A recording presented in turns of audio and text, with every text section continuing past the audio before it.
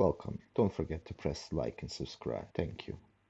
Welcome back everyone. Today we have with us Into the O29. It's a game developed by Korean studio Pandora's Soul, and it's got at the moment 31 user reviews and a score of 7 out of 10 on Steam, mostly positive. I have to say that these reviews actually baffle me a bit because I did try the game and unfortunately I couldn't see the appeal of it. So the game, for what I could understand, works a lot with repetition. So you have to repeat some tasks. This probably based on BT, the Silent Hills demo. You have to repeat a lot of tasks, and with each repetition you have a different outcome. The thing is, if you know what to do, you will finish the game very quickly. As you see, my gameplay is 13 minutes, so it wasn't that long. But truth be told, this is the second time I actually played the game. I played it the first time and it took me around 45 minutes. This because it's not clearly explained what you actually have to do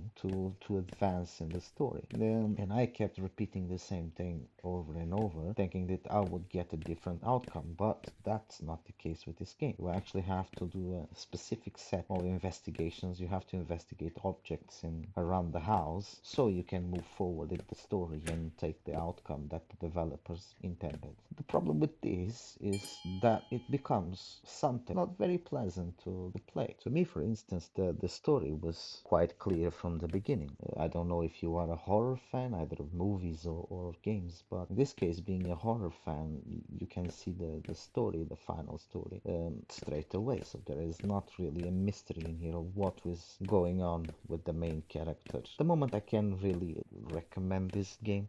I'm saying this because I actually played it 2-3 times. The first time I played the game, unfortunately, I couldn't record the sound. I had to play it the second time, but this time, because I knew already what to do, the game didn't take that long to beat. It took me 13 minutes. I cannot recommend it. You have two environments, three environments, depending on what outcome will you take. Yes, that's another thing. You can actually have two different endings in the game. You have two different environments, and it's pretty much bland. It's not much to say about it. You have an environment that they don't explain why are you there, which is the initial environment. You start near a shed, a tool shed, and the second environment is the main character's house. I believe it's the main character's house. It's not explained as well, and that's the one where you spend most of the time investigating objects. I will not recommend the game because I found it quite boring. The character moves very slow, so it moves in a way that the developers, this is usually intended so you can take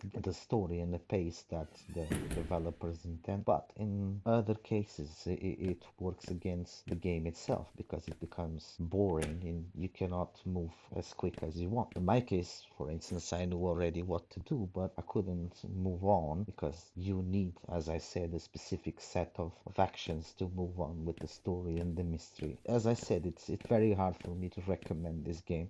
Try it if walking sims it's exactly your thing. If not, it's a really hard pass. In the end, I think there is two different endings in the game, three different endings in the game. In the end, this time I got an ending that will say exactly what I think about the game. I consider a lot of games that I played, indie games especially, good horror games. In this case, wait until the end of the video so you can see exactly what the game tells you. Well, once again, thank you for tuning in. I hope I'll see you next time. Don't forget to click the like button, comment what you thought of the game if my initial judgment of the game is incorrect. If you're not subscribed, please subscribe, press that big red button in the screen, and hopefully I'll see you next time.